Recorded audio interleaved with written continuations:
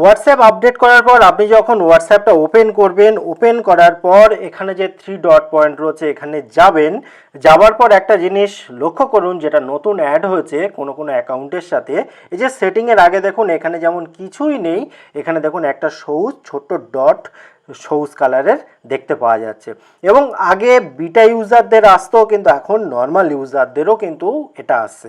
আপনার যদি জানার থাকে যে অ্যাকচুয়ালি এর কাজটা কি, তবে অবশ্যই ভিডিওটির সাথে থাকুন। অ্যাকচুয়ালি আমার কিন্তু খুব দুর্দান্ত লেগেছিল এই সেটিংয়ে যাওয়ার পর যখন আমি দেখেছিলাম। কারণ কি, এর আগেও আমি কিন্তু এইটা করেছি, অন্য একটা ফোনে এই আপডেটটা এসেছিল। অ্যাকচুয়ালি কি হয়, আমরা কোনো একটা অ্যাপ যখন প্লে স্টোর থেকে ইনস্টল করে নিই, তারপরে আমরা আমাদের মতো ইউজ করে নিই, তারপরে কি হলো না হলো আমাদের কোনো দেখার হয় না, আমরা সাধারণত দেখি না খুব একটা বেশি। যখন খুব বেশি ডিস্টার্ব হয় আমরা প্লে স্টোরে যাই, আপডেট করে নিই, তাই বেশি কিচ্ছু করি না আমরা। সাধারণত ম্যাক্সিমাম মানুষ কিন্তু এটাই করে থাকি। কিন্তু আপনি যেহেতু আমার এই চ্যানেলের সাবস্ক্রাইবার, আপনি জানেন যে সবটা একটু ভেবেচিন্তে করা উচিত।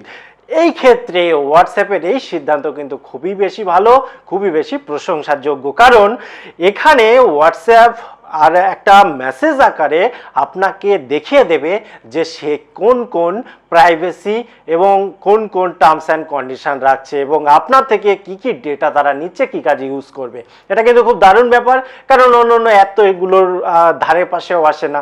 তো চলুন এবারে ডাইরেক্ট দেখে নিই অ্যাকচুয়ালি আপনি কি করে দেখবেন। এবার যদি কোনো বছর কোনো টার্ম অ্যান্ড কন্ডিশন, কোনো প্রাইভেসি বা আপনার থেকে কি কি নেবে না নেবে তার কিছু চেঞ্জেস হয়, সেগুলোও কিন্তু আপনি জানতে পারবেন। তারপরে আপনি নিজেই ঠিক করে নিতে পারবেন যে হোয়াটসঅ্যাপটা আপনি ইউজ করবেন কি করবেন না।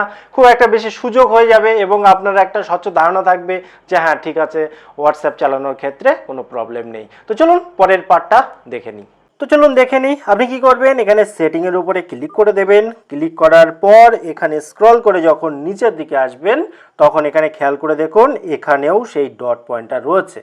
এবং হেল্প সেন্টারের উপরে যখন আপনি ক্লিক করলেন, দেখুন আবার একটা ডট পয়েন্ট এখানে রয়েছে, yearly reminder to our terms of service. তো এর উপরটা যখন ক্লিক করবেন, দেখুন আপনাকে অন্য একটা জায়গায়, অন্য একটা ব্রাউজারে নিয়ে যাবে, যেটা আপনার বাই ডিফল্ট আছে ফোনে।